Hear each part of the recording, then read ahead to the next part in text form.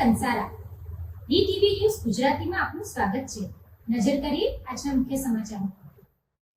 અંકલેશ્વર જીઆઈડીસીમાં જલધારા ચોકડી ખાતે ફૂલનો વેપાર કરતી મહિલાને વાતોમાં ભોળવી અજાણ્યા મહિલા અને પુરુષ સોનાના દાગીના સેરવી ફરાર થઈ જતા જીઆઈડીસી પોલીસે તપાસ હાથ ધરી છે। અંકલેશ્વર જીઆઈડીસીમાં આવેલ જલધારા સોસાયટીમાં રહેતા રંજનબેન નંદુભાઈ અઘાવને જલધારા ચોકડી ખાતે ફૂલનો વેપાર કરે છે। જેઓ પોતાની લારી ઉપર હતા તે દરમિયાન એક મહિલા અને પુરુષ આવ્યા હતા, જેઓએ દાગીના પવિત્ર કરવાના બહાને મહિલાને વાતોમાં ભોળવી સોનાના દાગીના મળી કુલ 63,000નો મુદ્દામાલ સેરવી ફરાર થઈ ગયા હતા। છેતરપિંડી અંગે રંજનબેને અંકલેશ્વર જીઆઈડીસી પોલીસ મથકમાં ફરિયાદ નોંધાવતા પોલીસે ગુનો નોંધી વધુ તપાસ હાથ ધરી છે। Pintu Modi, DTV news, Ankleshwar.